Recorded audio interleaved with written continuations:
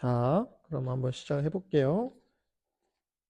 깨달음을 위한 두 번째 기회라는 파트예요. 여기 작은 소제목은 질병을 깨달음으로 바꾸다 라는 얘기인데 병 고쳐준다는 얘기는 아니에요. 오해하시면 안 돼요.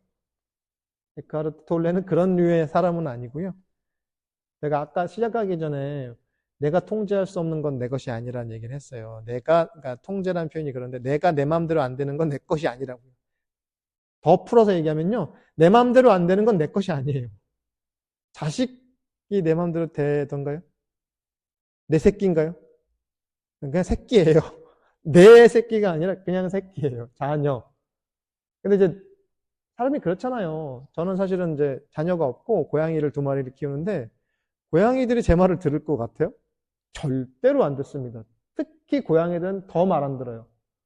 네, 그리고 최근에는 새로 산 패딩을 한 번도 입지 않은 패딩, 새로 산 패딩을 이제 새로 산 패딩을 이렇게 옷장에 걸어놓으니까 이제 그 오리털 이렇게 날리잖아요.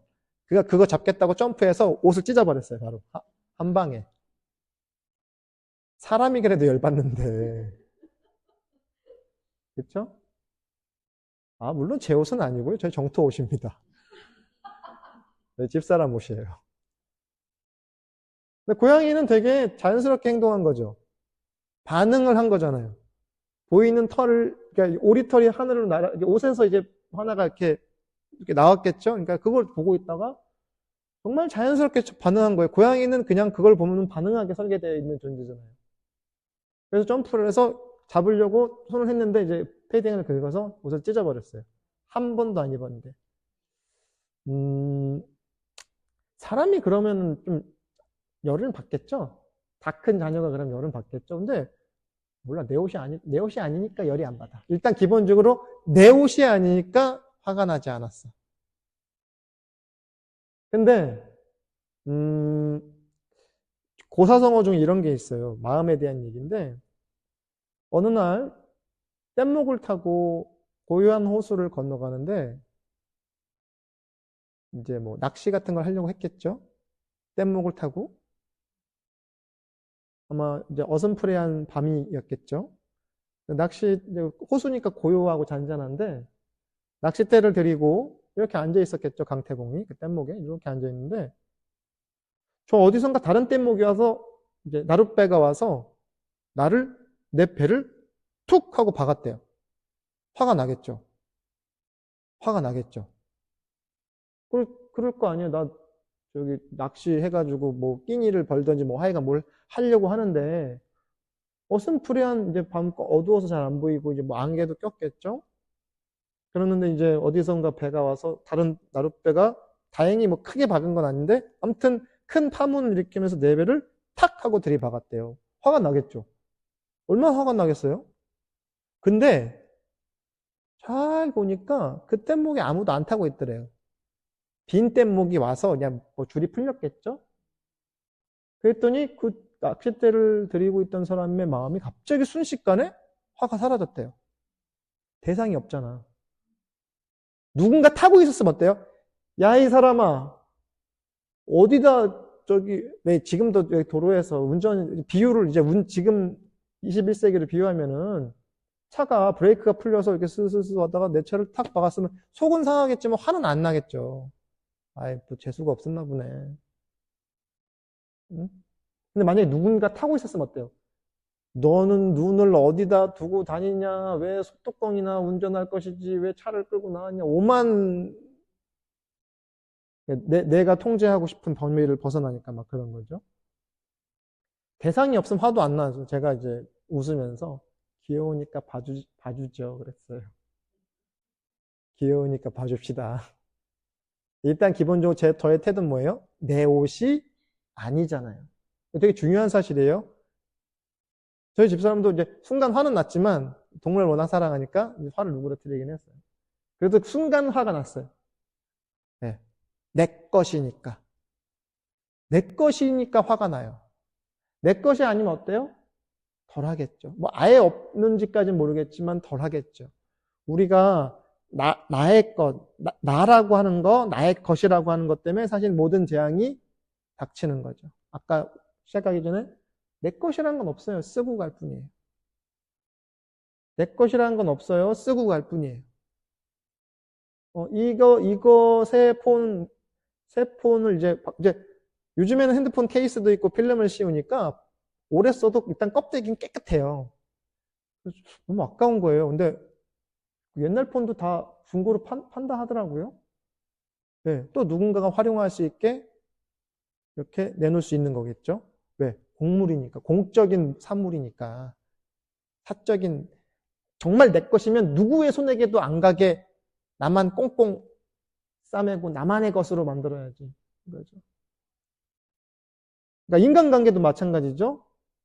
내 사랑. 사랑도 애증이잖아요. 뭐 미워하는 것만 그러겠어요? 너무 사랑해도 집착하겠죠? 그렇죠? 너무 사랑해도. 뭐 그런 범죄 있잖아요. 이렇게 막 이렇게 데이트 범죄 같은 거 있잖아요. 나는 사랑해서 그랬다고. 그런데 그건 변명이 안 되죠? 그 사랑이 아닌 거죠, 사실은. 네, 집착이죠, 집착.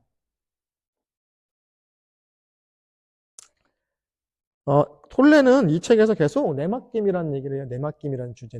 내어 맡긴다. 나라고 하는 걸 내려놓고 대상한테 나를 맡긴다는 건데, 이제 서렌더 한다. 아니면 이제 수용하니까 억셉턴트 한다. 이제 뭐 그런 표현이 있는데, 어쨌든, 내맡김이라는 얘기를 또 합니다. 내맡김이란 어떤 조건도 없이 있는 그대로를 내면에서 받아들이는 것입니다. 있는 그대로란 말, 있는 그대로 바라보세요. 있는 그대로란 말 많이 쓰잖아요. 뭐 있는 그대로 뭐 어떻게 한다는 거예요? 있는 그대로라는 게 뭐예요? 아까 뭐 우울감이 있어요. 뭐 아니면 뭐 마음이 뭐 어땠어요? 이런 거 우리가 그렇게 흔히 쉽게 그런 얘기 많이 하잖아요. 좋은 것도 아니고 나쁜 것도 아니고 그냥 그런 거예요. 그래서 어떤 문제를 해결할 때 일단 사태 파악을 해야 될 거 아니에요. 그렇잖아요. 사태 파악을 해야 되잖아요. 사태 파악을 잘하는 게 있는 그대로 보는 거예요. 평가하지 않고 그냥 벌어진 거를 그냥 그대로 받아들이는 거예요. 어떡할 거야 할 수 없지. 저는 이제 이 건물 9층에서 근무를 하는데 제가 하는 업무 중에 하나가 이제 뭐 기자들을 상대해야 하는 게 있어요. 기자들. 위에서 일을 하고 명상만 하진 않아요. 명상만 한다고 누가 뭐 먹여 살리는 것도 아니고 제가 잡이 있으니까. 근데 이제 간혹 보도자료 같은 걸 보내는데 오탈자가 나오잖아요. 최근에도 그런 일이 있었거든요. 날짜 계산 잘못해서 12일인데 11일로 보냈어. 그것도 예를 들어서 내가 한 게 아니야. 누굴 시켰어. 우리 부하 직원을 시켰어. 화가 나겠어요? 안 나겠어요? 나겠죠. 그렇잖아요. 명상 화 안 나려고 하는 거 아니에요? 명상을 하면 화가 없어지나요? 그런 게 있으면 제가 아직도 이러고 살겠습니까? 화를 그대로 내는 거죠. 근데 그러니까 이제 예를 들어서 그럴 때 부하 직원은 제 눈치를 싹 봐요. 저게 좀 폭발하면 어떡할까? 선배 교무가. 근데 벌어진 일은 안 돼요. 제가 명상을 해보고 일을 해보니까 벌어진 일은 없었던 일로 돌이킬 수는 없어요. 근데 이건 가능해요. 벌어졌는데 뭐 어떡할 거야? 할 수 없지. 수습해야지. 그래서 다시 또 문자를 보내죠. 아까 조금 전에 보내드린 자료에서 숫자는 이렇게 죄송합니다. 그래서 그건 가능해요. 아무렇지도 않게. 이게 있는 표현으로 하면 치심이 사라져요. 치심이란 게 뭐냐면 어리석은 마음. 우리가 사람한테 세 가지 큰 해독이 되는 마음이 있대요. 탐심, 진심, 치심이라고 한대요. 그러니까 탐심은 뭐예요? 욕심. 욕심 나잖아요. 뭐, 저는 이제 예를 들어서 종 같은 거 이런 거 되게 비싸거든요. 몇십만 원, 몇백만 원씩 해요. 비싼 거는요. 그럼 가면 그런 거 사고 싶잖아요. 갖고 싶어요, 저는. 뭐, 여성분들은 백을 이렇게 좋은 명품 백 하나씩 갖고 싶어 하는 여기 계신 분들은 별로 그런 스타일 아니세요? 네, 명품 백 하나 정도는 갖고 있고 싶다. 이런 거 욕심 있잖아요. 진심은 뭐냐면 분노, 화나는 거. 한국 사람들 특히 이게 욱이 있잖아요. 저가 왜 명상할게요? 저 화가 많아서 명상 시작했거든요. 그 치심은 뭐냐면 어리석은 거. 눈앞에 것밖에 모르는 거. 근데 제가 스스로 가끔 대견하다고 생각하는 게 치심이 많이 사라졌어요. 그러니까 부끄러움이 별로 없어요. 그러니까 치심이라는 게 부끄러움이라는 뜻도 있거든요. 치심이 많다는 건 부끄러움이, 그러니까 저는 좀 약간 창피함을 잘 덜 타. 일어나서 노래 한 곡 해보세요. 음치를 선생님 오늘 저랑 초면인데 일어나서 자기소개 한번 해보실래요? 라고 했을 때 누군가는 그냥 안녕하세요. 저는 뭐 박대성이고요. 뭐 서울 어디 살고요. 하는 사람이 있지만 이렇게 쑥 들어간 사람이 있어요. 방어적으로. 이게 치심이에요. 이게 치심이에요. 왜? 이것도 내가 있기 때문에 그런 거예요. 에고가 있어서 그게 안 나오는 거예요. 안에서 붙들고 있어. 안 돼, 나가면 안 돼 하고 이렇게 밑에서 무언가가 쑥 붙들고 있어. 마치 귀신이 팍 손 낚아채듯이 비유를 한다면 저는 귀신 안 믿습니다. 참고로. 저는 귀신 없다고 늘 얘기하죠. 귀신 없다고. 귀신이라는 생각이 있을 뿐이에요. 이거 꽉 잡고 있는 거 무언가 밑에서. 나가면 안 돼! 하고. 이게 치심이거든요. 근데 사태 파악을 잘한다는 건 뭐냐면요. 자기가 탐진치가 없애는 게 아니라 내가 얼만큼 있구나. 내가 얼만큼 있구나를 아는 거예요. 얼만큼 있는지를 알아야 대비를 할 거 아닙니까? 그렇잖아요. 기름이 운전하시면 그렇게 빨간불 들어오면 다들 그렇잖아요. 얼마나 불안하고. 그렇잖아요. 근데 저만치 가는데 저쪽에 멀리서 휴게소 1km, 전방 1km 휴게소면 얼마나 든든해요. 이런 거. 영구히 갈 수 있는 그 에너지를 얻는 게 아니고요. 명상이란 건요. 저 앞에 1km 앞에 주유소가 있구나라는 걸 아는 거죠. 그래서 이게 없애는 거 아니에요. 뭐 간혹 가다 그래. 제가 이제 청년들을 많이 상담하는데 나 몰래 바람핀 저 남자친구, 저 자식, 저 나쁜 놈, 저 놈의 기억을 없애주세요. 그래. 진짜 저놈이 나 두고 바람 펴서 헤어졌어요. 화가 나 죽겠어요. 그래. 기억을 없애달라고. 그래서 제가 기억을 없애는 건 안 될 것 같은데 그 기억에서 자유롭게 해줄 수 있다. 우리 모든 인간은요, 길을 걸어갈 때 이렇게 똑바로 걸어갈 것 같죠? 절대로 똑바로 못 걸어요. 실험해보세요. 이렇게 왜 보도블록 같은 데나 한번 실험해보세요. 이렇게 어떤 대리석 같은 거 보면 이렇게 딱딱딱 구역이 나눠서 이렇게 일자로 쭉 뻗은 거 있죠? 그 일자로 한번 걸어가 보세요. 정말 어려워요, 생각보다. 해봤거든요. 저 자주 그런 짓 많이 해요. 우리가 비틀대면서 걸어가요. 비틀대면서 가요. 이 몸을 가지고 걸어갈 때도 그렇게 가는데 일생을 살면서 그러다가 가끔 또 어디서 툭 쓰러지기도 하죠. 돌뿌리에 걸려서 무릎팍이 멍이 들죠. 그때 인생이 절망의 늪에 빠지고 난 왜 이렇게 자빠지고 쓰러지고 나의 인생은 뭘까 이러지 않죠. 그냥 일어나요. 그냥 하고 일어나요. 그냥. 물론 이제 무릎팍에 피가 맺히기도 하겠지만 그럴 때마다 나는 왜 이렇게 태어나서 제대로 걷지도 못하고 앉아가지고 이렇게 한탄하나요? 오늘 재수없네. 에이, 그냥 일어났죠. 털고. 근데 왜 짧은 거리를 걸을 때도 그러할진데 60년, 70년, 80년, 100년을 살 때마다 왜 절망에 빠지냐고요. 그냥 그런 거지. 이거를 있는 그대로 바라보는 거예요. 있는 그대로. 함부로 절망하지 마세요. 네, 절망할 정도 아닐 거예요. 아마 여러분이 갖고 있는 절망은요, 그렇게까지 절망스러울 거 아닐 거예요. 제가 요즘에 화가 많더라고요. 여러 가지 신경 쓸 일이 많다 보니까 화가 많더라고요. 그러면 저 같은 직군에 있는 사람들은 이렇게 생각하죠. 나는 종교인이고, 나는 성직자고, 나는 심지어 명상가라고 뉴스에도 나왔는데, 신문에도 대문짝만하게 실렸는데, 이렇게 사는 나는 참 나는 미선적인 인간이구나? 아니에요. 그냥 그런 거예요. 저는 이렇게 생겨먹은 거예요. 이게 있는 그대로 보는 거예요.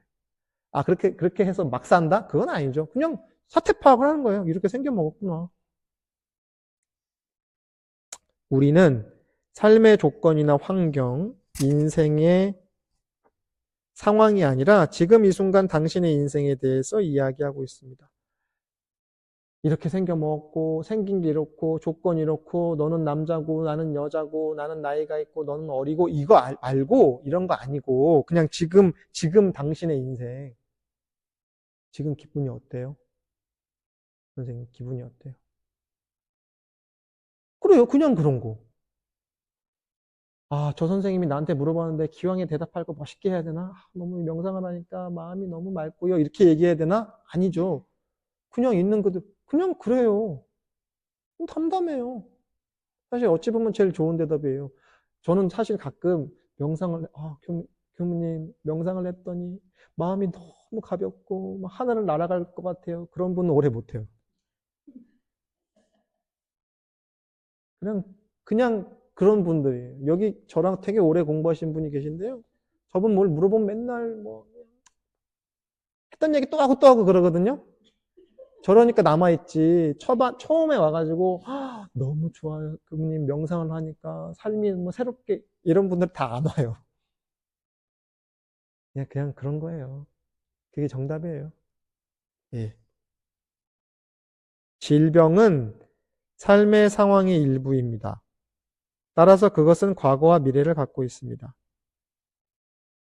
여기서 명상을 이제 여러 가지로 명상 여러 가지 정의를 하는데요. 명상은 지금 여기에 머무르는 것이라고 한대요. 명상은 지금 여기에 머무르는 것. here and now 이 얘기 많이 하잖아요. 그러니까 명상을 할 때 앉아있으면, 가만히 앉아있으면 오만 생각이 다 나잖아요, 선생님. 그렇죠? 첫사랑 생각도 나고, 그렇죠? 또 어제 내가 이거 했었어야 되는데 이걸 까먹었네 하는 생각도 나고요. 또 아니면 반대로 마음이 어디로 가요? 미래로. 1년 있다가 뭐 적금 부어놓은 게 있는데 저거 1년 있다가 뭐 할까 이런 생각 나잖아요. 마음이 지금 어디 있어요? 여기 안 있고요. 몸뚱이는 여기 앉아 있는데 마음이 혼자서 널을 뛰죠. 널뛰기를 한단 말이에요. 심지어 뭐 어떤 사람은 전생 생각도 안 돼요. 전생이 떠올랐어요. 명상을 하는데 저는 전생에 뭐였나 봐요. 이런 얘기하는 그런 분들 있거든요. 그럼 이걸 명상 잘한 거냐고요. 이제 명상을 잘한다는 게 뭔지 모르겠지만 그건 명상 잘하는 게 아니에요. 왜 전생을 보려고 명상을 합니까? 왜 저한테 되게 진지하게 와서 저는 전생이 뭘까? 이런 거 물어보는 데 있거든요. 근데 공자님께서 왜 논어에 보면 그런 유명한 얘기 있어요. 공자님께서 왜 괴력난신을 얘기하지 않는다 이런 얘기, 괴력난신을 논하지 않는다 이런 구절이 있거든요. 괴이한 것, 괴가 괴이한 것, 그러니까 평범하지 않는 것, 비일상적인 건 얘기하지 않아. 그리고 힘쓰는 거, 폭력적인 거, 쟤한테 가서 쥐어받고 와 이런 거 안 한다고요. 난 혼란한 거, 어지러운 거 얘기 안 해. 여기서 말하는 신은 귀신. 이 네 가지는 얘기하지 않으셨대요. 공자님께서. 의외지 않아요? 근데 그 제사들은 지내나 몰라. 신을 그래서 이게 경이원죄라고 해요. 귀신은 공경하되 가까이 하지 마라. 귀신은 공경해. 공자님이 귀신, 이제 신적인 게 없다고는 안 하셨어요.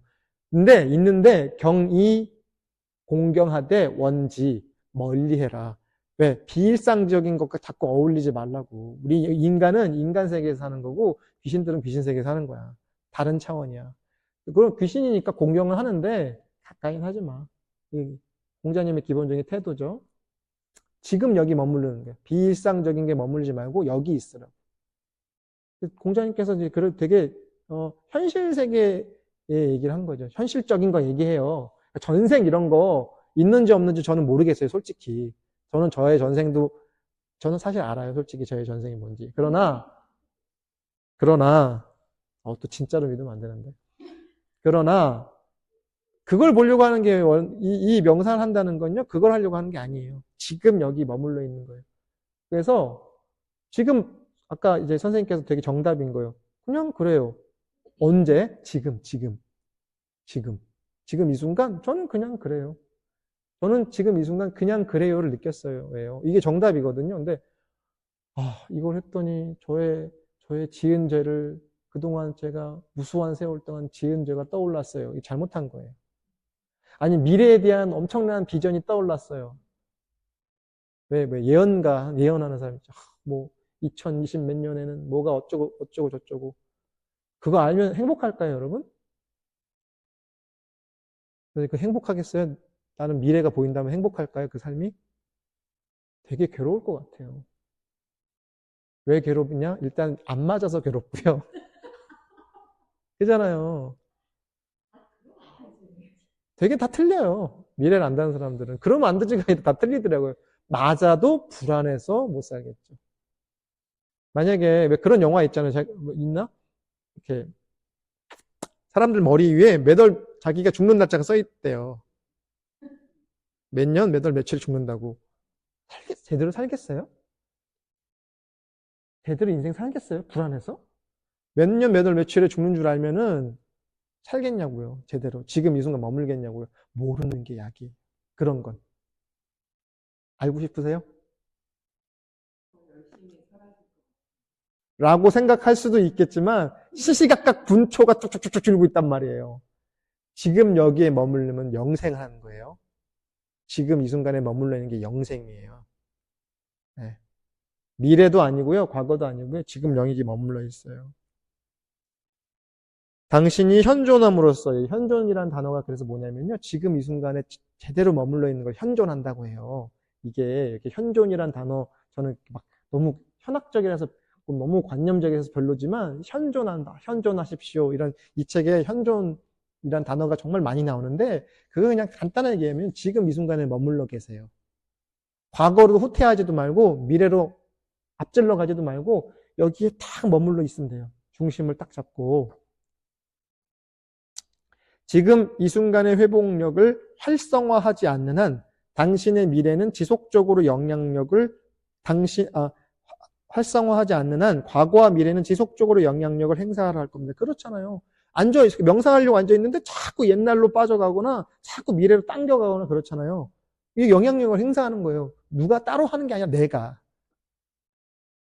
당신도 알고 있듯이 삶의 상황은 시간 속에서만 존재합니다. 그리고 삶의 상황을 구성하는 다양한 조건의 밑바닥에는 조금 더 깊고 더 본질적인 무언가 흐르고 있습니다. 그것은 다름 아닌 당신의 삶, 시간을 초월해 지금 이 순간에 머물고 있는 당신의 존재입니다. 무언가 초월적인 거대한 게 있는 게 따로 뭐 별다른 엄청난 게 있는 게 아니라 지금 여러분이 그냥 온전히 머물러서 숨 쉬고 내쉬는 게 존재한다고요. 다른 엄청난 거대한 게 뭐가 와서 이렇게 영화 같은 데는 막 엄청난 이게 신령한 이런 거 있잖아요. 하늘에서 빛이 내려오고 그런 거 없다고요. 하늘에서 빛이 내려오긴 하네요. 조명빛이 내려오네요. 네, 조건 지어진 무언가가 내려오긴 하지 무언가 엄청나고 초월적인 게 없다는 얘기예요. 근데 누가 그러더라고요. 그런 게 있다고 얘기해야지 장사가 잘 될 텐데. 그렇죠? 저는 장사를 하려고 하는 건 아니기 때문에 출발점이 좀 달라서 한 파트만 더 하고 마무리하겠습니다. 지금 이 순간에는 아무 문제가 없으므로 질병 또한 발생하지 않습니다. 누군가 당신의 상황에 갖다 붙인 꼬리표에 대한 믿음 때문에 질병이라는 조건이 생겨나고 그것이 힘을 얻으며 일시적인 불균형 상태를 표면적으로 확고해 보이는 현실로 만들어버립니다. 그 결과 질병은 현실성과 견고함을 얻게 될 뿐 아니라 예전에는 갖지 못했던 영속성마저 얻게 됩니다. 되게 길게 썼는데 뭐냐면요. 병들었다는 생각을 하는 것 뿐이에요. 감기에 걸렸네라는, 그러니까 감기라고 하는 꼬리표를 걸어 놓으니까 병인 거예요. 또 이렇게 하면 병도 없으니까 이게 아니에요. 아픈 만큼만 아파하면 돼요. 아픈 만큼만 아파하면 되는데 세상에 나는 곧 마지막 ipse 그 주인공만 저 입이 떨어지면 나도 죽을 거야 하는 거예요. 병명은 감기 몸살인데. 네. 앓을 때 끙끙 앓고 아픈 만큼만 아프면 돼요. 그리고 과도한 공포와 나 이거 죽으면 어떡하지? 언젠간 죽어요. 근데 과하게 미래로 가가지고 와 나 이거 진짜 하면서 계속 뭔가 감정을 증폭시켜서 아프단 말이에요. 그러다 보면 뭐예요? 그 질병은 현실성과 견고함을 얻는 거예요. 진짜 감기로 확고하게 뿌리를, 이제 감기는 너무 큰 병은 아니지만, 예를 들어서 뭐 어쨌든 그냥 특정한 병명을 얘기하지 않으려고 그러는데, 예를 들어 어떤 병에 내가 걸렸어. 이제 우리나라 이제 제일 많은 게 암이잖아요, 암. 제가 옛날에 다큐 본 것 중에 우리나라 최고의 암 명의거든요? 삼성병원인가? 아니면 뭐 아산의료원인가? 본인도 암에 걸린 거예요. 되게 아이러니하죠. 그분이 이제 인터뷰하는데, 이제 우리나라 몇 대 암의 명의야. 나도 암에 걸렸어, 자기도. 근데 얼마나 황당하겠어요? 그분이 자기가 다 수백 명의 암을 치료해줬는데, 나도 암이야. 근데 이분이 암에 걸리고 되게 건강하고 활기차게 살고 계셨어요. 지금은 이제 확인을 해봐야겠는데, 아니면 그때 다큐창에는 너무 행복하게 산책하고 그래요. 왜냐면 친구가 생겼다고. 암이라고 하는 친구가 생겼대요. 근데, 자, 웃기죠? 들어보면, 저 사람 참 자기 합리화 오젠다 이렇게 생각이 들 수도 있잖아요. 근데 어차피 생긴 걸 어떡하겠어요? 아까 제가 얘기했죠? 어차피 생긴 옷한데 어떻게 해요? 수습해야죠. 사과하면 돼요. 제가 사과한다고 그 기자들이 나 잡으러 오지 않아요. 뭐 와도 상관없이 어떻게 미안합니다 하면 되지. 암이 들었어요. 암이 걸렸어요. 어떡하겠어요? 그게 왜 저해야 되죠? 라고 하면 그게 왜 넣으면 안 돼? 네. 이 사람 친구가 있는데 그냥 친구가 있다고 생각하고 그냥 잘 관리하고 있어요. 근데 역으로 그렇게 해서 몸 관리를 더 잘하는 거야. 오히려 그런데요. 어떤 특정한 질환이 있을 때, 뭐, 예를 들어서 좀 애매하다. 이제 그런 병이 있으신 분들한테는 좀 신뢰가 되니까 사실은. 근데 예를 들어서 혈압이 있다? 그럼 자기 관리 더 잘해. 짠 것도 안 먹고, 술도 안 먹고, 담배도 끊고 막 이랬단 말이야. 그럼 이 사람이 역설적으로 더 오래 산대. 저기 한 사람보다. 그러니까 일반적으로 건강한 사람보다 더 오래 산대요. 관리해가지고. 그럼 뭐예요? 오히려 공부가 된 거죠. 그래 뭐예요? 주도권을 거기에 주지 말라고요. 내가 갖고 있으라고요. 우리가 병에 걸리면 아이고 나 이 병에 걸렸네 하고 모든 나의 이 모든 권리를 다 줘버려. 그래서 나 언제 죽을까 이러고 있는 거예요. 권리를 내가 쥐고 있는 거예요. 그러다 보니까 쥐고 있으면 어때요? 뺏겨버리면 어떻게 되냐면 현실성과 견고함을 얻게 될 뿐만 아니라 예전에는 갖지 못했던 영속성 뭐냐면 쭉 그렇게 간다고요. 쭉 그렇게 간다고요. 어디로 가? 뭐 이제 저기로 가는 거. 여기 숫자가 쭉쭉쭉 줄고 있는 거죠.